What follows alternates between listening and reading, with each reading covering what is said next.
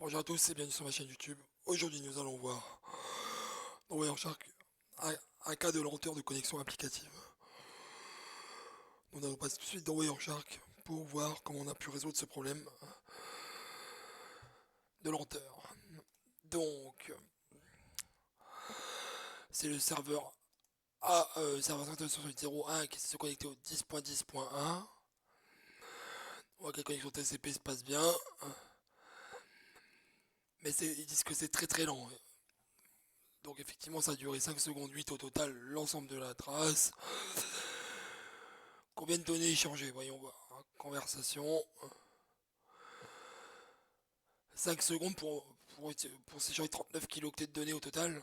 C'est vraiment beaucoup comme temps.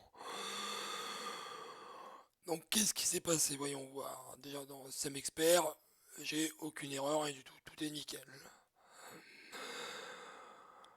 comme il y a un problème de temps, ce qu'on va faire, on va afficher notre ami le TCP Delta Time.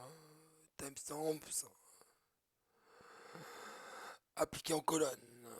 Et là, on va mettre à l'Inf Center. On va faire un tri tout de suite. Et on va 4 secondes 6 de délai de la part du serveur. Bon on va revenir maintenant, on va remettre les traces. Donc on analyse qu'il y avait 4 secondes 6 de délai. Voyons voir ce qui se passe entre temps. Tiens.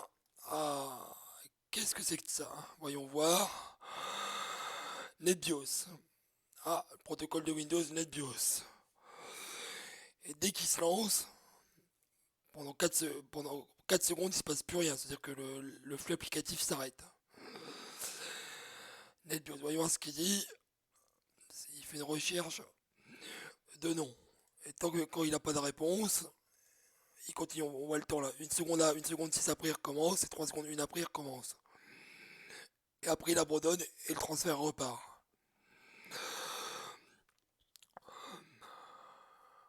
Donc un flux d'infrastructure nous embête. Donc NetBIOS c'est pour la résolution de noms courts, donc je dis pas que ça a remplacé le DNS, mais c'est la résolution de noms courts Windows en fait, NetBIOS. Donc ce qu'on a fait, nous avons désactivé le protocole NetBIOS sur le serveur. Et nous allons voir maintenant combien de temps a pris le transfert. Donc déjà, on ne voit plus le... Si je fais une recherche sur... Est-ce que NetBIOS ça passe? NetBIOS... Ah, il n'y a plus de NetBIOS déjà, c'est une bonne chose pour valider ça.